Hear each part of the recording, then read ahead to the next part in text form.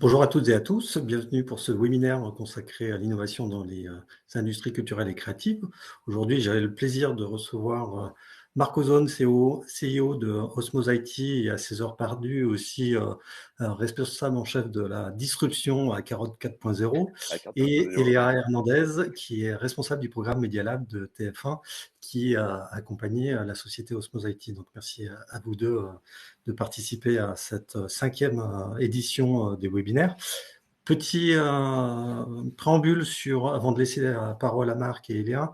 Le cycle de webinaires, comme vous le savez, la volonté de donner un rendez-vous tous les mois sur l'innovation dans les industries culturelles et créatives, et de faire en sorte de sensibiliser un petit peu sur l'innovation qui peut avoir lieu dans différentes industries culturelles et créatives, et de mettre en avant les acteurs de Minalogic principalement, et aussi de ses partenaires. J'y reviendrai un petit peu sur le cercle des partenaires.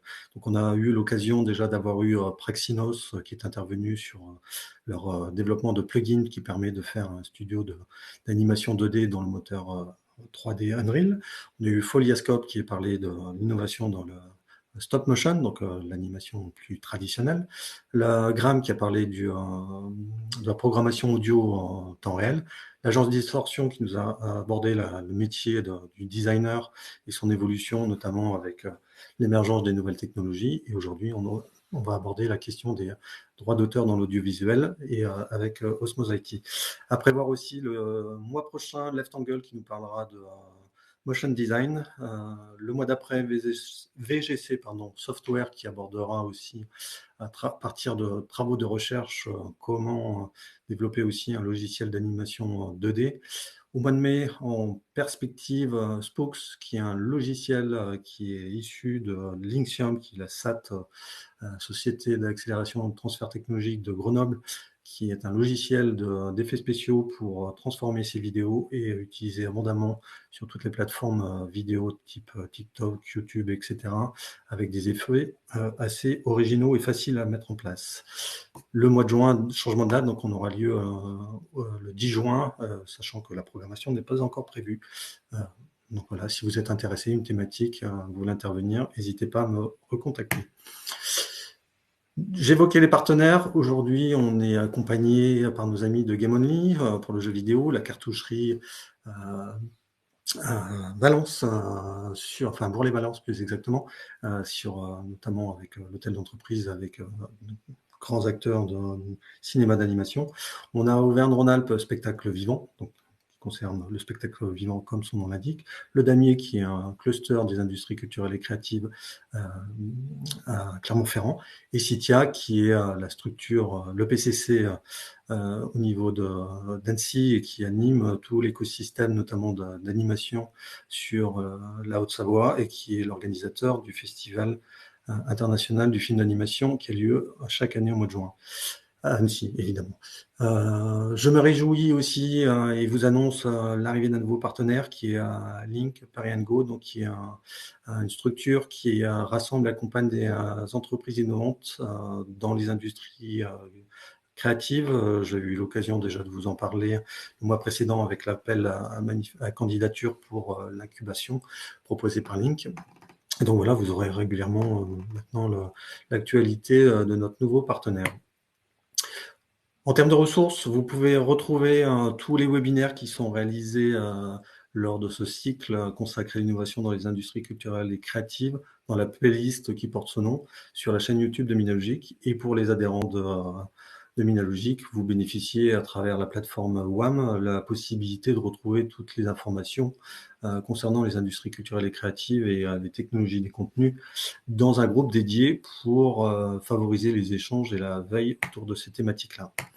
En termes d'actualité, donc pour revenir sur l'actualité de nos partenaires, on a toujours dans le cycle de la démarche de la qualité de vie au travail, dans le cadre de l'animation portée par Sophie Romano, 2 événements restants sur la gestion des équipes et sur l'amélioration de sa démarche QVT. Donc n'hésitez pas à vous inscrire. Et autre événement majeur qui arrive, comme chaque année, le 23 et 24 juin à Lille, le Game Camp. Tous les adhérents du cluster Game Only ont la possibilité d'avoir un code promo et de bénéficier de 50%. Donc, n'hésitez pas à vous renseigner auprès de Game Only si ça vous intéresse. Dans l'actualité des jeux vidéo et en continuité un petit peu avec celle de Game Only, l'association, le festival concernant la science et jeux vidéo, pardon. Donc il y a plusieurs événements. Le Meetup mensuel qui proposera 2 présentations. Donc le 18 février, une 3e édition du Festival Indie Game Lyon, donc il aura lieu le 19 février à Lyon, et dans le cadre du festival La Science entre en jeu, qui est à sa 4e édition, vous aurez la possibilité de voir en ligne sur Gathertown la Scientific Game Jam, donc qui aura lieu du vendredi 18 au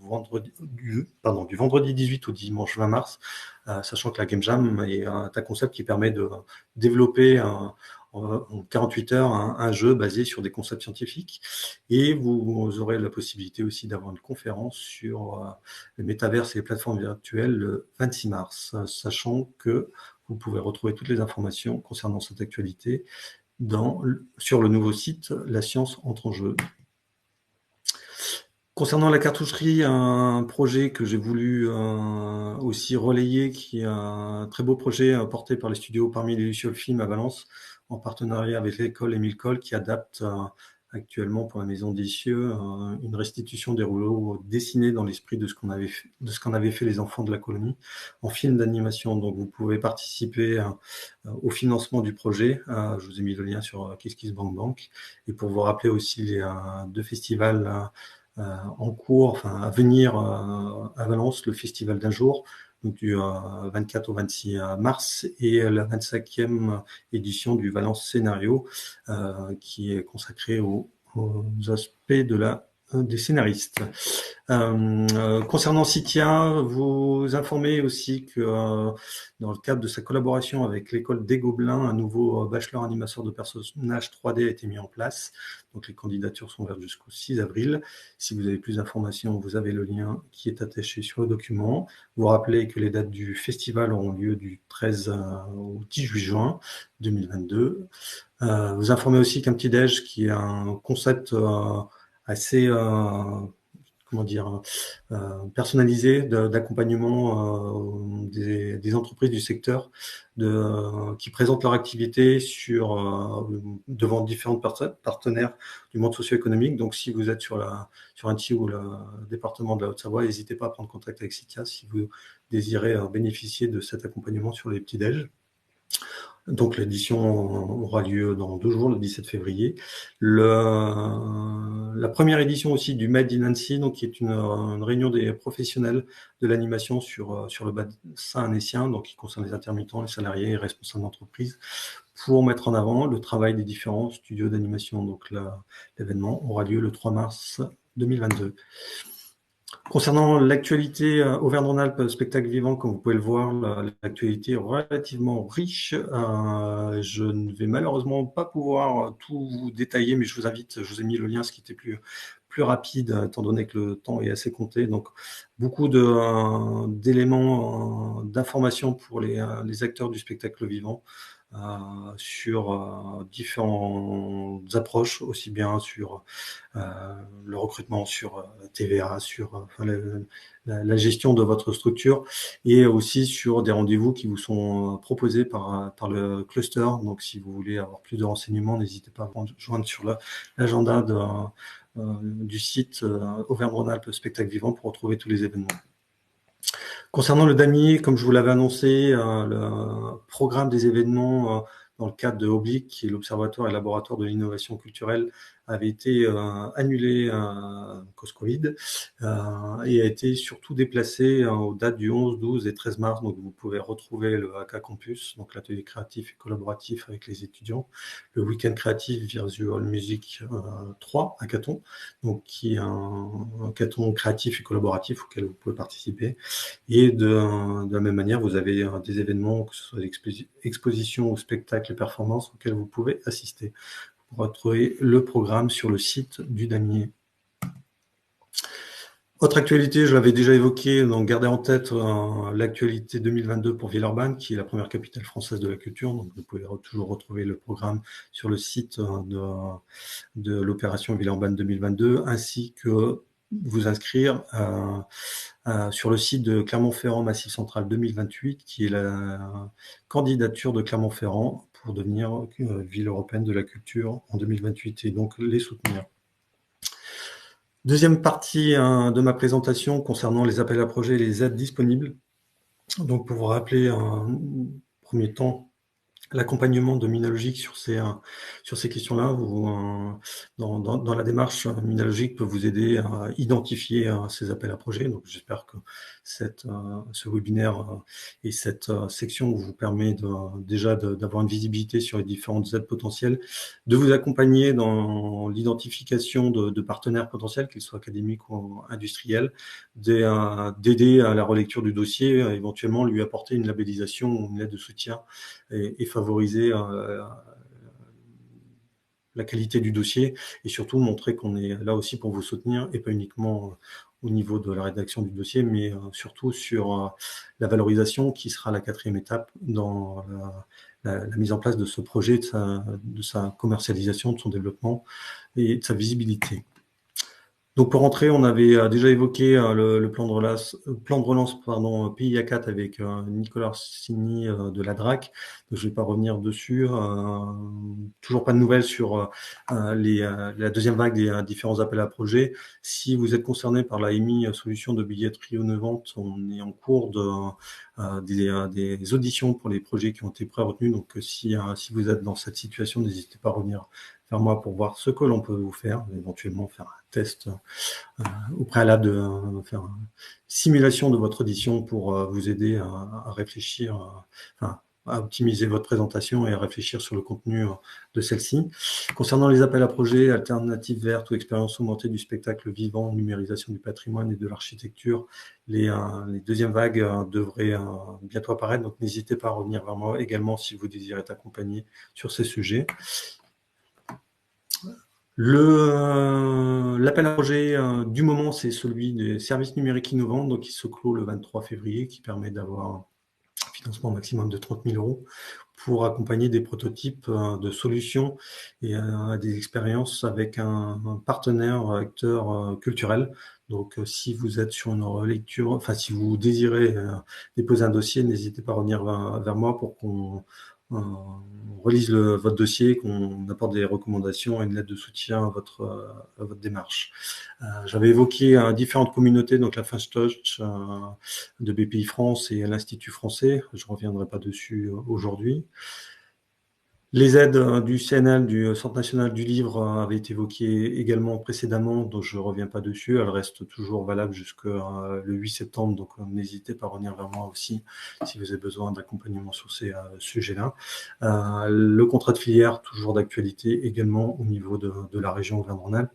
À noter l'ouverture du fonds d'aide aux jeux vidéo de la région, donc une forte communication au niveau de la région sur l'aide apportée à cette industrie. Donc n'hésitez pas à déposer vos dossiers pour obtenir un soutien à la création de vos jeux qui sont au stade de développement de prototypage.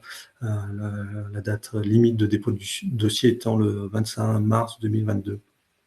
Je reste aussi à votre disposition si vous avez des questions sur ce sujet et pour des relectures éventuellement de dossiers. J'avais évoqué l'appel à projet mémoire du 20e et 21e siècle en région Auvergne-Rhône-Alpes, toujours d'actualité, appel plutôt orienté vers dimension recherche. Dans le cadre des financements plus génériques, mais qui peuvent concerner les industries culturelles et créatives néanmoins, on a le R&D Booster. Je suppose que vous n'aurez pas de dossier à déposer dans les 24 heures, mais éventuellement, si vous n'avez pas pensé à vous faire labelliser, il est peut-être encore temps de voir ce qu'on peut faire pour faire en sorte que votre dossier soit éligible. En tout cas, voilà, gardez en tête que le R&D Booster est un financement régional qui permet de financer des projets collaboratifs entre 2 entreprises, un laboratoire, et pour un budget compris entre 300 000 € et 1 million. Le concours Innov, qui est une autre solution de financement, donc qui intègre des budgets de 1 million à 5 millions pour des PME innovantes dans l'idée d'aboutir à une dimension internationale. L'appel à projet est thématisé, dont une des thématiques est le numérique, donc il peut rentrer dans le cadre des accompagnements de Minalogic. Donc n'hésitez pas à revenir vers nous si vous envisagez un concours Innov. Nous organisons dans le cadre de l'accompagnement de cet appel à projet des auditions le 11 mars et le 16 mars. Donc on attend généralement un draft du dossier 3 jours avant, de manière à pouvoir prendre connaissance du dossier et du sujet de votre projet et vous accompagner pour la labellisation et de permettre d'avoir un dossier le plus optimal possible pour le 22 mars, qui est la date de clôture. J'avais évoqué aussi l'appel à IDEMO de plus grande envergure, donc pour des projets individuels de 2 millions, pour collaboratifs 4 millions. Même procédure d'accompagnement, étant donné que la procédure est moins figée que pour le Innov, l'accompagnement se fait au fil de l'eau, sachant que la date butoir de l'appel à projet est le 3 mai. J'avais évoqué déjà ces fonds de soutien aux médias d'information sociale de proximité sur le fonds Transfabrique et sur la recherche au patrimoine en danse. Donc n'hésitez pas à reprendre connaissance de ces appels si jamais cela vous intéresse. Et nous allons basculer sur la partie européenne, donc idem sur Erasmus Plus 2022 et Stars Prize qui sont toujours d'actualité. Ayant abordé le sujet le mois précédent, je n'y reviendrai pas. Sur l'initiative Illucidaire qui concerne le patrimoine culturel, je vous invite à aller télécharger le document qui peut vous aider dans vos démarches concernant la valorisation du patrimoine culturel. Vous informer de l'apparition d'une nouvelle compagnie d'investissement pour financer des sociétés françaises ou belges dans le secteur du jeu vidéo pour l'amorçage à la série B, avec des tickets compris entre 100 000 et 7 millions d'euros. Donc n'hésitez pas à vous renseigner ou à revenir vers nous si vous êtes intéressé par cette démarche. De la même manière, j'avais évoqué l'OIT Culture et Creativity et New European Bauhaus le mois précédent sur les grands projets d'envergure au niveau européen dans les industries culturelles et créatives. Vous rappeler à disposition pour connaître en tout cas l'actualité du cluster 2 qui concerne en partie dans le programme cadre de la Commission européenne sur l'innovation, tous les outils qui vous permettent de suivre cette actualité indépendamment de ce webinaire, bien évidemment. Le guide interactif Culture EU et la plateforme Funding and Tenders Opportunity de la Commission européenne et surtout le site aussi du gouvernement consacré au cluster 2 culture, créativité et société inclusive, qui est piloté par le point de contact national au niveau d'Horizon Europe France, qui vous permet de retrouver tous les appels à projets que je vais brièvement évoquer avant de laisser la parole à mes invités. Donc, dans le cadre du cluster 2, il y a 29 appels à projets qui sont ouverts, répartis sur 3 domaines, un qui concerne tout ce qui est Innovative Research and Democracy and Governance, donc 9 appels à projets. 10 concernant l'Innovative Research on the European Cultural Heritage and the Cultural and Creative Industries. Et the last one, le troisième domaine, Innovative Research on Social and Economic Transformation. Donc vous avez ici la liste des différents open calls qui sont disponibles. Donc vous pouvez voir un peu la diversité aussi des sujets, des thématiques. Donc si certains vous intéressent, n'hésitez pas à revenir vers nous pour qu'on puisse vous accompagner aussi au niveau de vos dossiers européens.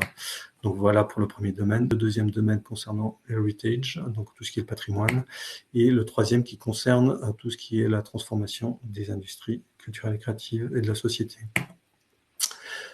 Deuxième grand champ de financement au niveau de l'Europe, Europe Creative, donc avec les appels médias aujourd'hui qui sont ouverts. Donc, je vous ai listé aussi les appels et je vous ai mis les dates de clôture des dossiers, de ces appels, donc sur notamment sur tout ce qui est la production et la distribution de films, de festivals, et à noter aussi le soutien à des projets de jeux vidéo et de contenu immersif. Un financement aussi concernant la formation et le média 360. Donc si vous avez des questions, de même, n'hésitez pas à revenir vers moi. Autre point, enfin dernier point même, concernant la Europe Creative, tout ce qui concerne les aspects de coopération pour la production à la coproduction de films, donc à petite, moyenne et grande échelle, donc avec une clôture le 31 mars sur ces appels. Et à noter aussi, à venir, les Market and Networking, European Film Sales et European VOD Networks and Operators qui devraient apparaître très prochainement sur les plateformes et donc sur lesquelles vous pourrez postuler également pour déposer votre dossier. Et le dernier appel à projet qui concerne la dimension sectorielle, sachant que sur Europe Créative, vous avez trois piliers, dont le sectoriel qui permet de financer des initiatives en lien avec la formation média et, et soutient le développement de communautés transformalières innovantes en matière d'éducation média dans toute l'Europe. Donc voilà, n'hésitez pas à revenir vers nous si ces sujets vous intéressent. En tout cas, on est à votre disposition pour vous accompagner dessus. J'en ai fini pour ma part. Je notais et je laisse la place à Marc et Léa pour nous parler des droits d'auteur. C'est à vous. Merci David. Merci pour toutes ces précisions. C'est vraiment précieux d'avoir ce détail au niveau des aides des financements et des dispositifs qui existent. Alors, je suis ravi. Déjà, je sais pas que je ne vous ai pas dit bonjour à tous et je suis ravi de pouvoir échanger avec vous autour de cette notion de juste rémunération des auteurs avec Eléa notamment. Alors, je vais me présenter. Déjà, qui suis-je? Donc, je suis Marc Ozone, cofondateur d'Osmose IT et aussi papa d'une fille qui souhaite devenir réalisatrice. Donc voilà, c'est comme ça que tout a commencé. C'est le départ de l'aventure. Euh, Ouais, elle nous a dit qu'elle voulait être réalisatrice et pour tout vous dire, nous, on a sué un petit peu parce qu'on s'est dit, mais mince, mais comment elle va gagner sa vie, quoi, en fait. C'est de là que tout est parti. On s'est dit, bon, bah, est-ce que c'est une idée reçue ou est-ce que vraiment il y a des difficultés au niveau des droits d'auteur? On s'est renseigné, on a vu qu'effectivement, les auteurs réclament une juste rémunération de leur travail, de leur salaire. Et ce qu'on a vu également, c'est qu'on pouvait apporter une solution, en tout cas au niveau de la gestion des métadonnées audiovisuelles qui sont nécessaires pour la remontée des recettes. Donc, c'est parti, on y va. Donc là, on constitue une équipe euh, qui est composée d'Erika Ozone, qui est cofondatrice, donc qui est experte en métadonnées audiovisuelles, qui a conçu la plateforme qui est utilisée par le standard ISAN. C'est un standard un standard qui est poussé par l'ISO et qui vise à immatriculer de manière unique chaque œuvre audiovisuelle euh, de par le monde. Nous a rejoint aussi dans l'équipe Samuel, qui est architecte, DevOps, développeur passionné, mathématicien et physicien. Et Stéphane Paris, qui est connecté au monde de la culture parisien, comme le dit son nom, et qui, par exemple, a fondé une association qui s'appelle Femmes de Culture et qui vise à promouvoir les femmes dans le monde de la culture au niveau de la France.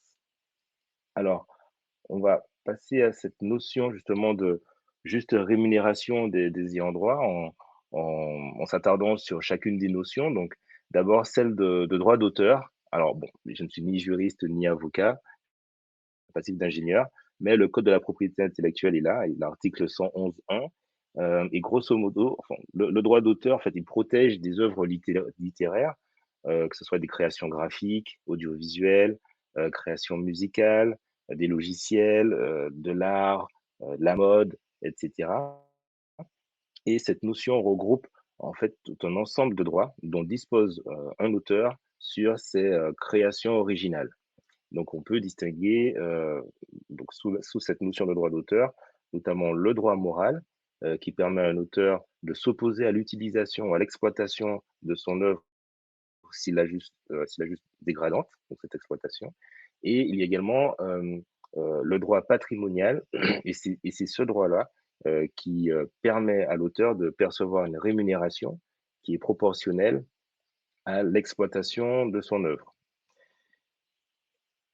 Au-delà de ça, il y a donc justement cette notion d'auteur, évidemment, donc droit d'auteur, mais associé à un auteur.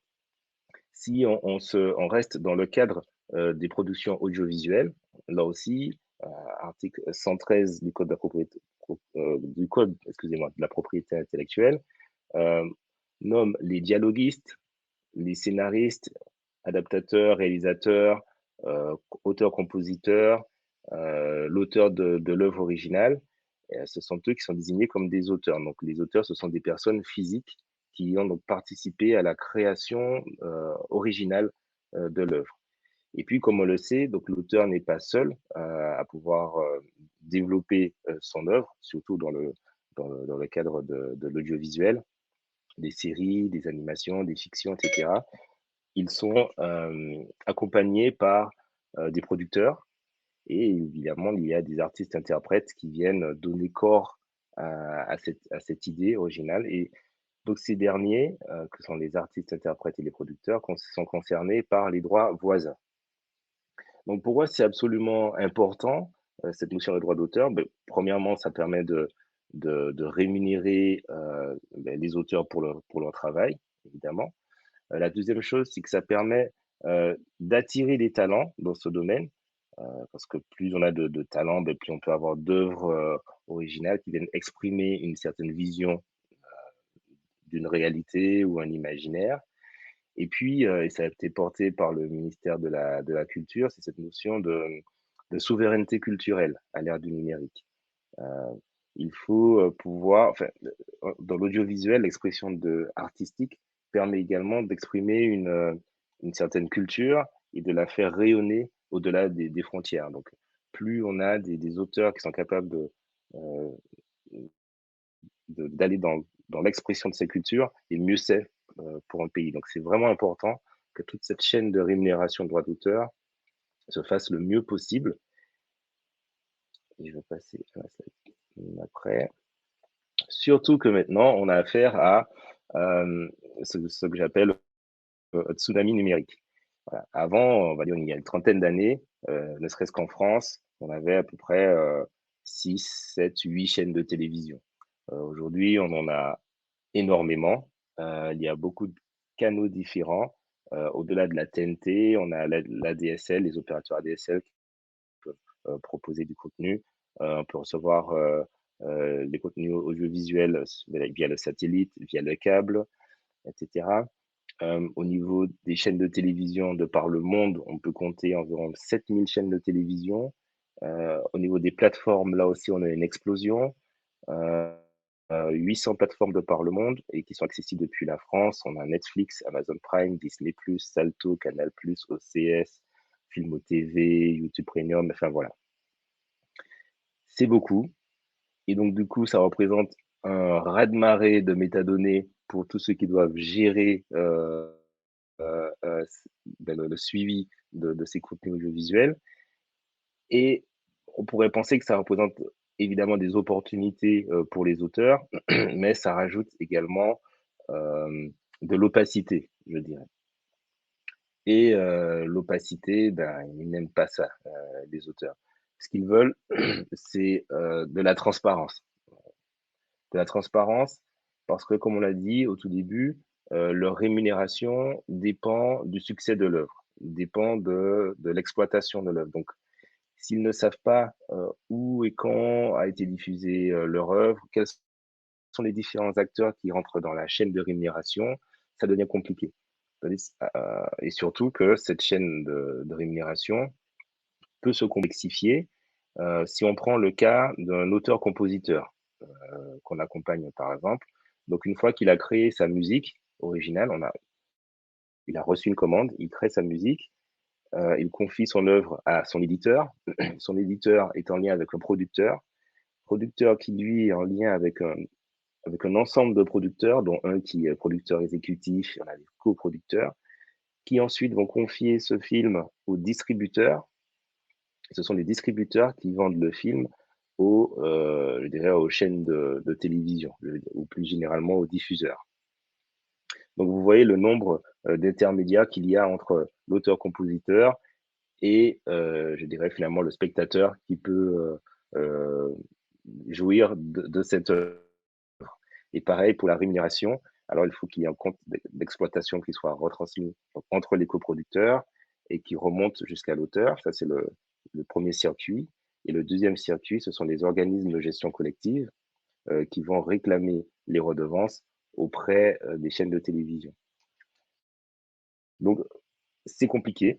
Il y a beaucoup d'intermédiaires et pour l'auteur, c'est assez frustrant parce que il manque de visibilité. Et ce n'est pas le seul souci. Le deuxième, c'est qu'il y a comme une espèce de sablier qui se retourne. Le temps est compté. Je parlais du circuit de redistribution des droits. Donc là, on voit sur ce schéma qu'une fois que l'organisme de gestion collective a récupéré les droits auprès des diffuseurs, si l'auteur a été identifié, il n'y a pas de souci, il peut récupérer ses sous. Mais dès lors qu'il y a un problème d'identification, eh bien, les droits d'auteur sont bloqués. Donc, les soucis d'identification peuvent être de plusieurs ordres. Cela peut être parce que le film a un titre qui est inconnu, parce que les descriptions justement de ce titre sont pas alignées avec ce que l'organisme de gestion collective a dans ses bases de données. Ça peut être aussi le fait qu'on a perdu l'adresse de l'ayant droit. Il peut avoir une erreur au niveau de son nom de famille, son prénom. Enfin voilà, il y a plusieurs raisons qui font que la somme peut être bloquée.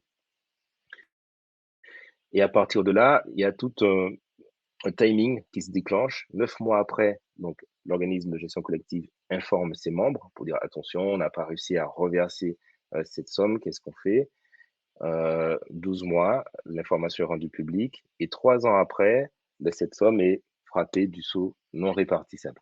Donc là, ça commence à devenir très compliqué pour l'auteur de pouvoir récupérer ses sous. Et au bout de 5 ans, eh bien, il y a prescription et les sommes ainsi collectées servent, je dirais, à financer les actions culturelles.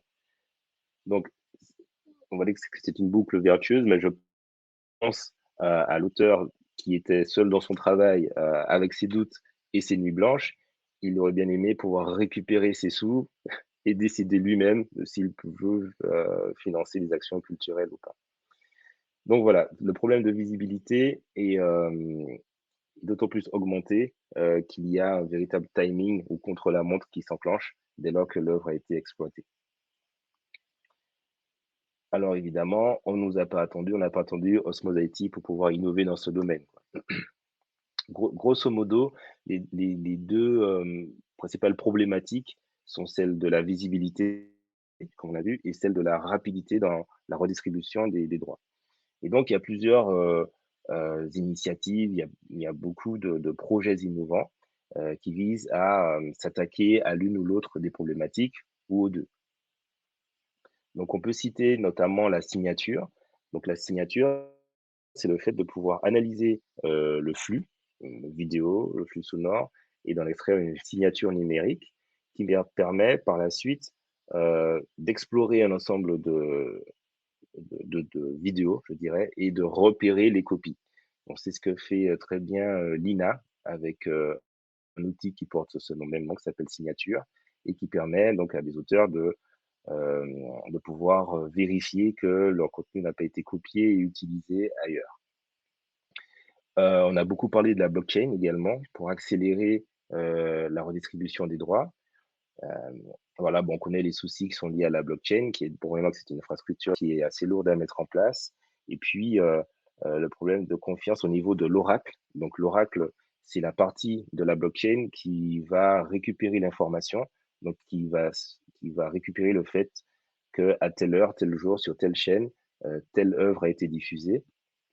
Et donc, qui, via un smart contract, déclenche la rémunération.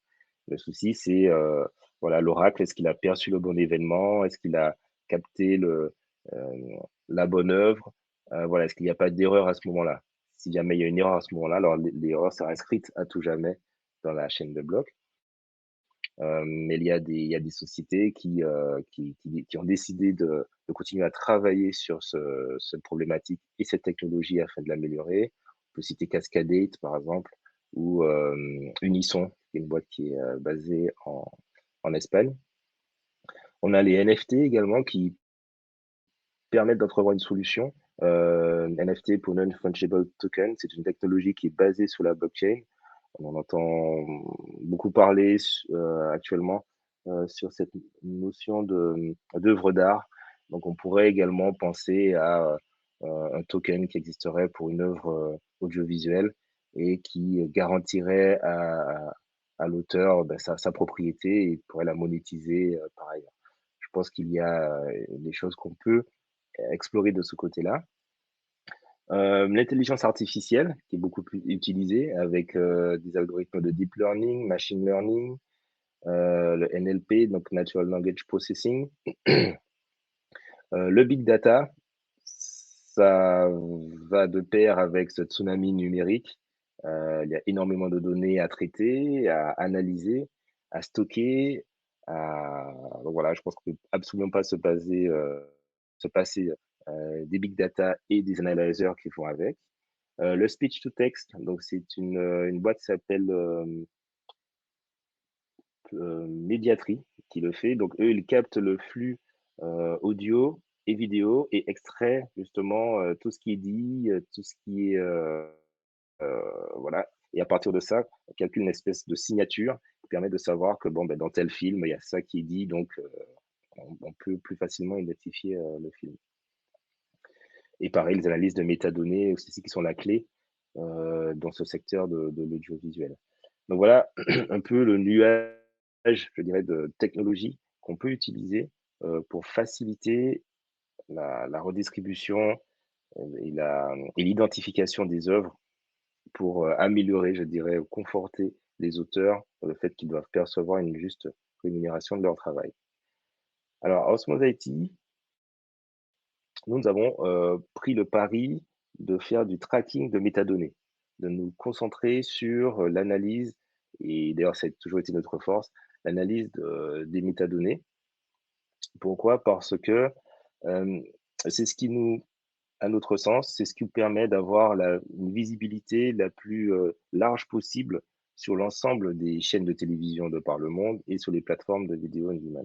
Si vous voulez, il y a deux écoles, l'exploration des métadonnées et la captation du flux de données. Mais la captation, c'est quelque chose qui coûte extrêmement cher. On discutait avec un spécialiste dans le domaine pour mettre en place une structure qui permet de capter le contenu de toutes les chaînes de télévision en France, on est à peu près à 200 000 euros, on va dire, sur un an. Si on veut capter au niveau européen, on est à 1,5 million. Et là, c'est pour juste mettre en place l'infrastructure. Et après, il faut la faire vivre, il faut pouvoir continuer à capter des autres chaînes qui se créent ou qui meurent. Il faut également pouvoir signer des accords avec des chaînes qui publient du contenu privé ou payant, etc. Donc ça coûte extrêmement cher et c'est très compliqué à mettre en place. De l'autre côté, on s'est dit, bon, on va développer une plateforme de veille de diffusion internationale pour les ayants droit. Parce que ce qui nous semble vraiment problématique, c'est cette visibilité. Donc comment on fait? Donc en 3 lettres, CIA, pour collecter, identifier et alerter. Donc, auprès de nos fournisseurs, on recueille les programmes TV qui sont déclarés par actuellement 2400 chaînes TV en Europe et plus de 305 plateformes de streaming. On les collecte, on les indexe et ça nous fait un data lake d'à peu près 65 millions de programmes, puisqu'on a 2021 et 2020 aussi. Une fois qu'on a ces éléments, on va les identifier. Donc, à côté, on a notre base de données qui contient plus de 6 millions de, d'œuvres audiovisuelles et on va faire un matching, c'est-à-dire on va identifier chaque programme qui a été annoncé par les chaînes de télévision. Parce que certaines chaînes de télévision, lorsqu'elles annoncent un programme, eh bien, les métadonnées sont faibles. Voilà, on n'a pas beaucoup d'informations. Donc, ou sinon, le titre est amené à changer. Donc, on va faire en sorte de pouvoir identifier correctement l'œuvre qui a été annoncée et de pouvoir augmenter au niveau de l'enrichir au niveau des métadonnées. On va également chercher des identifiants internationaux comme l'ISAN, dont je parlais tout à l'heure, euh, l'identifiant qui est utilisé au niveau européen qui s'appelle Lumière, l'identifiant qui est utilisé aux États-Unis qui s'appelle EIDR. Voilà, on va chercher le maximum d'informations pour agréger et consolider ces informations. Et puis, enfin, alerter. Donc, on peut pousser des notifications vers l'auteur pour dire attention, ton œuvre a été diffusée là, là ou là. On peut lui générer un rapport de diffusion où on peut développer, enfin, on a développé puis une application web sur laquelle l'auteur peut se connecter et faire ses recherches. Et d'ailleurs, là, on va vous montrer une petite démonstration de la plateforme qu'on est en train de développer. Et Nathalie, pour ça, va lancer la vidéo. Donc, en gros, pour vous situer, il faut vous imaginer que voilà, vous êtes en charge d'un catalogue et que vous souhaitez voir vos diffusions. Donc ici, vous avez votre catalogue d'œuvres. Voilà. Vous voulez savoir sur HPI, qui a très bien marché sur TF1, qu'est-ce qui a été diffusé. Donc ici, on a toutes les informations qu'on fait remonter. Ensuite, sur la droite, vous voyez les plateformes sur lesquelles cette série est actuellement disponible. Mais vous voulez en savoir plus, vous voulez connaître toutes les diffusions TV qu'il y a eu en Europe sur une plage de temps donnée. Et voilà, donc là, on vous fait remonter tous les détails des diffusions qu'on a repérées en Europe, donc en Grèce, en Belgique, en Suisse, en France, avec le titre qui a été utilisé sur le pays concerné. Et là, en 2 clics, vous pouvez avoir votre export de diffusion. Maintenant, si vous voulez avoir une information plus synthétique au niveau de cette série, voilà, vous avez ce tableau de bord-là qui vous permet, épisode par épisode, d'avoir les diffusions par chaîne et les dates de diffusion. Et vous pouvez avoir également une vue globale de votre catalogue avec ce tableau de bord, avec le nombre de diffusions attendues, savoir si on approche de la fin de la diffusion, et cette carte de chaleur qui permet de voir dans quel pays vos œuvres ont été diffusées. Donc voilà pour la démonstration. Donc évidemment, pour arriver à ce résultat, il a fallu être accompagné, aidé, validé, se connecter à tout cet écosystème des ICC. Donc ça a commencé avec la région Auvergne-Rhône-Alpes qui nous a accompagnés à travers un dispositif qui s'appelle le PTR usage.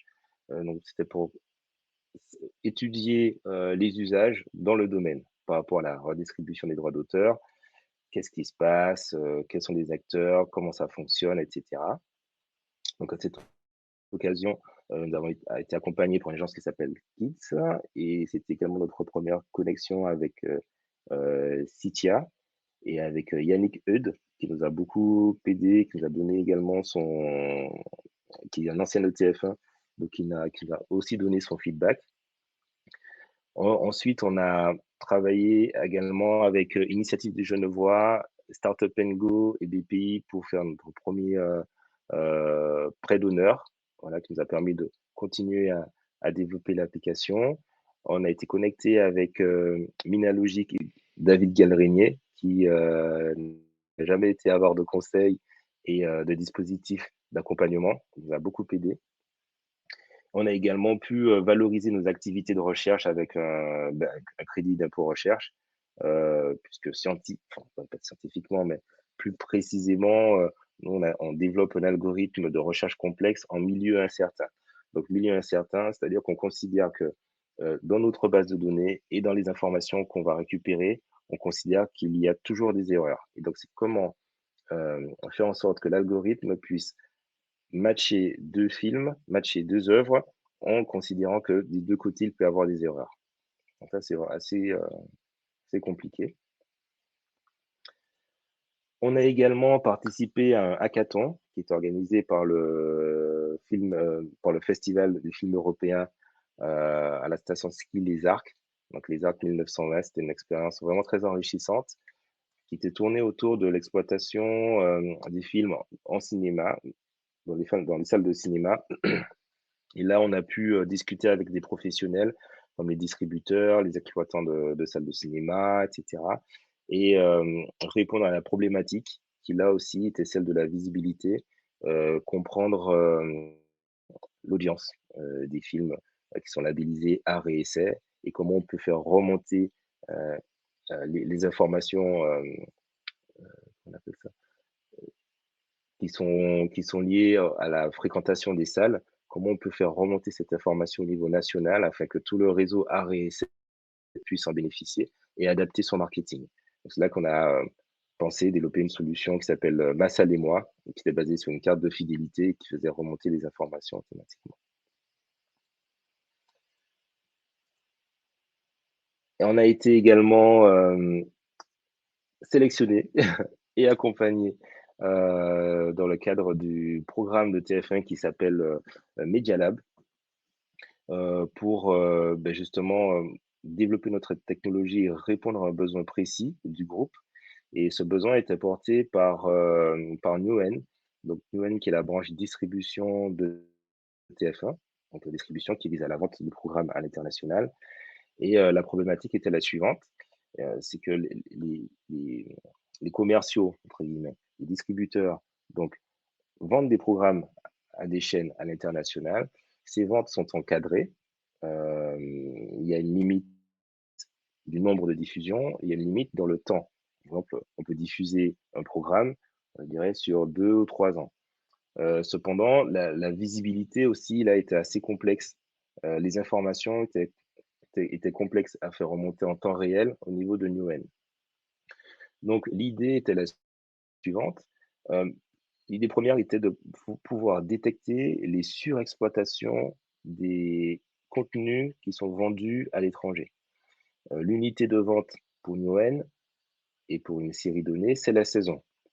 Donc là, sur la série profilage, euh, on veut savoir pour la saison 2, par exemple, est-ce qu'il y a une chaîne qui diffuse cette saison plus de fois que ce qui a été, contractualisé. Et plutôt que d'avoir une approche en disant, voilà, on va vous taper sur les doigts, c'est plutôt de saisir cette opportunité, de dire, bon, ben, si vous surexploitez, c'est-à-dire que vous cherchez peut-être un contenu similaire que nous pouvons vous vendre, d'ailleurs. Voilà, et c'est comme ça qu'est née cette idée de matrice d'opportunité, je dirais, de vente de contenu, où là, par exemple, on peut voir de manière très synthétique que sur la saison 7, eh bien, la chaîne X and White en tchèque a été diffusée près de 7 fois. Donc là, les commerciaux ne sont pas obligés d'attendre la fin du contrat, la fin des 4 ans, mais ils peuvent venir plus tôt près de cette chaîne-là pour proposer un autre contenu similaire. Donc voilà.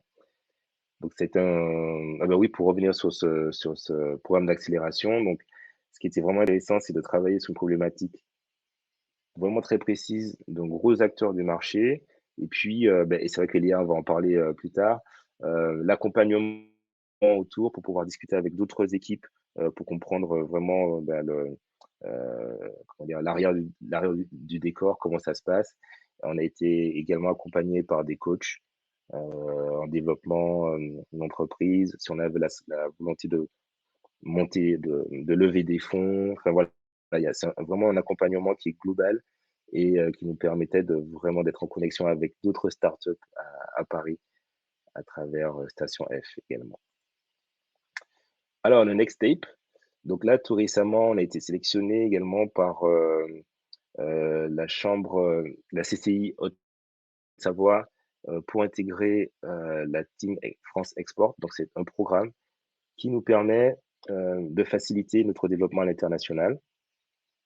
Parce que ce que nous avons remarqué également, c'est qu'il y a beaucoup d'auteurs étrangers qui souhaitent avoir aussi une visibilité sur l'exploitation de leurs œuvres en France, parce que la France est l'un des premiers pays, tout de suite après les États-Unis, en termes de redistribution de droits d'auteur, et aussi avoir une visibilité de leurs œuvres dans d'autres pays à l'international.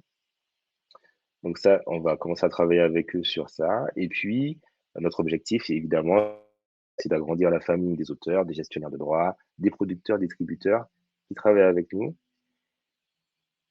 Notre objectif également, c'est d'aller chercher du financement. Donc, on va toujours rester en contact avec David et Minalogic, aller chercher du financement auprès du CNC et de l'Europe. Et tout ça, même si actuellement notre fille ne veut plus être réalisatrice. Elle a changé, elle veut être kiné. Mais nous on reste un monde passionnant, donc on développe notre solution pour les auteurs. Donc voilà. Donc voilà, je vous remercie. Si vous souhaitez savoir comment on peut vous aider à suivre votre contenu, comment on peut vous aider à le valoriser, avoir juste quelquefois cette visibilité, est-ce que mon œuvre a été utilisée sur le territoire US, en Europe, en Grèce, etc. N'hésitez pas, vous pouvez nous envoyer un mail contact@osmosit.com. Voilà, je vous remercie et je te laisse prendre la main, Eléa, pour présenter le programme Media Lab. Super, merci beaucoup Marc. Voilà, ça y est, j'ai repris la main. Merci pour cette présentation hyper claire autour du sujet de la rémunération des droits d'auteur. Et puis pour une petite introduction finalement en préambule à ma présentation, puisque tu as abordé la collaboration entre le groupe TF1 et Osmose IT. Donc, pour ceux qui ne me connaissent pas, je me présente, je suis Eléa Hernandez, responsable du programme d'accélération du Media Lab de TF1 et du fonds d'investissement Wanino qui est adossé. Donc l'idée pour moi aujourd'hui, c'est de pouvoir vous présenter un peu le programme du Media Lab. Donc je vais enchaîner. Donc le programme du Media Lab, c'est un programme d'accélération qui vise à accélérer des collaborations entre les métiers du groupe TF1 et des startups qui innovent dans l'univers des médias, à l'instar d'Osmose IT. À travers ce programme, nous, on a un objectif de pouvoir expérimenter et industrialiser dans nos environnements des solutions, des services innovants qui sont en phase avec les nouveaux usages et les évolutions du marché. Donc, le programme est 100% gratuit. On ne prend pas de prise de participation au capital. C'est un programme qui dure 6 mois et qui a vocation à accompagner entre 4 et 6 startups. Donc, ça reste une taille restreinte parce que vous allez le comprendre, mais on a un objectif quand même d'efficacité. Et donc, on lance chaque année 2 saisons de start-up. On a pour habitude de dire que c'est l'une des meilleures portes d'entrée pour une start-up qui souhaite créer des synergies avec l'un des métiers du groupe, puisque l'objectif principal, c'est de faire aboutir la collaboration sur une contractualisation avec le groupe à la fin des 6 mois. Donc, concrètement, le programme se décline en 4 grands volets. Le premier étant, et Marc l'a mentionné juste avant, mais c'est la collaboration métier, donc avec un sponsor. Pour chaque startup qui est accélérée au sein du programme, en fait, on a identifié en amont une problématique précise, un besoin métier, et un sponsor opérationnel qui s'engage pour faire aboutir le projet. Donc, le sponsor, c'est quoi ? C'est qui ? C'est un collaborateur dans des métiers du groupe qui va vraiment accompagner la startup, la prendre sous son aile et la faire naviguer dans les eaux du grand groupe qui est TF1 pour vraiment l'aider à développer, mettre en place, implémenter le cas d'usage qui a été choisi. Donc ça, concrètement, c'est vraiment la condition sine qua non à l'intégration du programme parce que on n'a pas vocation à faire de l'acculturation et faire perdre du temps ni côté groupe, ni côté start-up. On veut que ce soit efficace et concret. Donc, dans le cadre dans l'exemple présenté par Marc tout à l'heure et Osmose IT, il y a eu un besoin identifié qui est le suivi des diffusions des œuvres et puis pouvoir repérer où, quand, les dates, les horaires de diffusion, les canaux de diffusion, etc., etc. Et donc, le sponsor identifié, c'était donc la filiale de TF1 qui est Newen. L'une des collaboratrices de Newen s'est portée sponsor d'Osmose IT durant le programme. Donc, ça, c'est le premier volet. Le deuxième volet, et non des moindres, c'est un hébergement au sein de l'écosystème de Station F. Donc, on a un espace dédié avec des bureaux qui sont mis à disposition gratuitement, toujours évidemment, de nos startups. Et donc, ça donne un accès à un écosystème super puissant. Il faut savoir que Station F, c'est le plus grand incubateur au monde de startups. Et donc là, c'est vraiment un accès à tous les grands groupes qui sont présents avec leurs programmes, tous les entrepreneurs et les startups qui sont également présentes. Ça ouvre des opportunités de business, évidemment, mais ça permet aussi de partager des bonnes pratiques, de partager, d'échanger avec d'autres startups, d'autres entrepreneurs. Il y a également accès à tout ce qui va être institutions publiques. On a la CNIL, la BPI, tout l'écosystème French Tech qui est à disposition et avec lesquels les startups peuvent avoir des rendez-vous très rapidement. Il y a tout un panel d'offres, de services qui a été négocié à destination des startups de Station F. Et puis, l'accès à des ateliers, des masterclass et tous les experts possibles et imaginables qui vont venir aider les startups dans leur développement. Et donc, tout ça, c'est un écosystème riche et qui fait gagner un temps fou aux startups qui y sont présentes. Le troisième volet qui caractérise notre accompagnement, c'est évidemment le coaching. Et alors, je vous présente mes excuses parce que je n'ai pas fait défiler mes slides. Donc, le coaching qui est opéré par des coachs business qui sont de grande qualité. C'est un coaching, donc ce sont des coachs qui sont d'anciens entrepreneurs et des consultants de Roland Berger qui vont accompagner de façon personnalisée et individuelle chaque entrepreneur qui est dans notre programme. Donc, ils vont dédier plusieurs heures par mois à chaque startup pour les challenger assez fortement même. Marc pourra peut-être en témoigner, mais tout le monde y passe. Et c'est dès le début, de façon à partir sur des bonnes bases, on remet tout à plat et on avance vite et efficacement. Donc, ils accompagnent dans la stratégie de développement business, évidemment, mais ça peut toucher à tout. On est sur parfois revoir la stratégie pricing, le positionnement marché. Pour ceux que ça concerne, travailler son déploiement à l'international. Les autres, ça va être la préparation à la levée de fonds, avec un réel accompagnement à travers tout le processus de la levée de fonds, avec parfois pour certains une vraie restructuration, remise à plat du pitch investisseur pour pouvoir impacter plus rapidement les investisseurs potentiels. Donc pour nous, c'est très important de pouvoir offrir à nos startups ce type de coaching parce que puisque notre objectif est de contractualiser au bout des 6 mois avec les startups, on a besoin qu'elles aient pu se développer de façon pérenne et puis on a besoin d'en faire des boîtes solides, enfin qu'elles soient solides pour pouvoir continuer à travailler sur les années à venir avec leurs solutions. Et puis alors, le 4e volet, et je vais passer directement là, c'est évidemment l'équipe du Media Lab.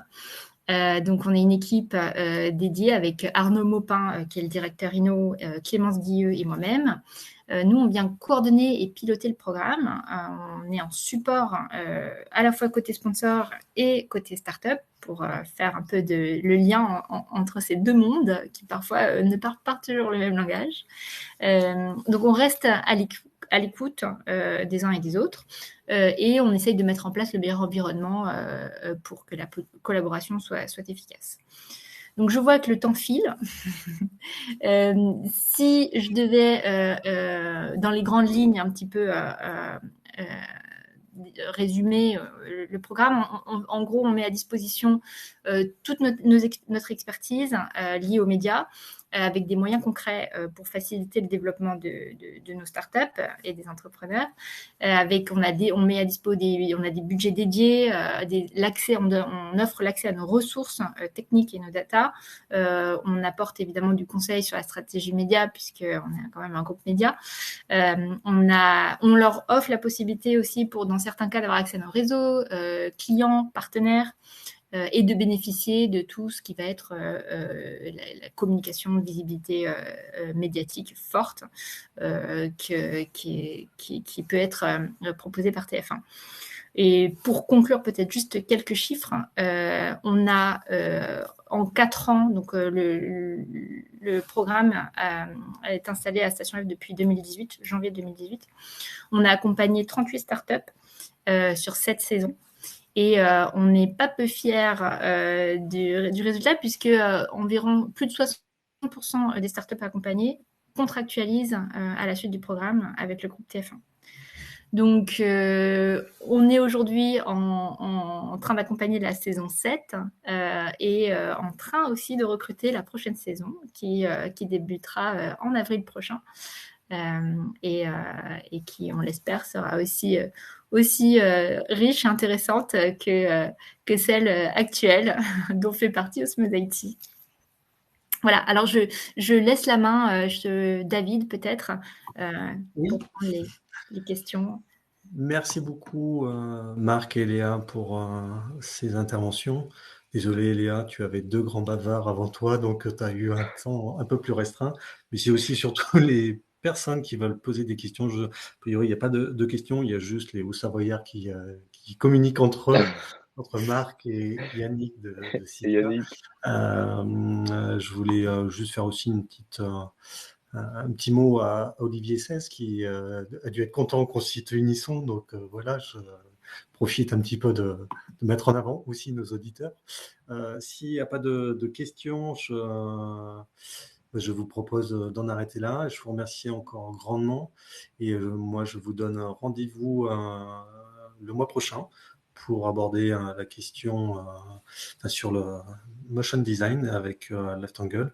Et donc, on aura beaucoup de choses à voir. Et je pense que j'intégrerai aussi un peu plus de visibilité sur les aides du CNC, pas uniquement le CNC RIAM, mais aussi sur les aspects un peu plus créatifs et artistiques. Encore merci Léa, encore merci Marc, et à très bientôt. Merci à tous. Bonne journée.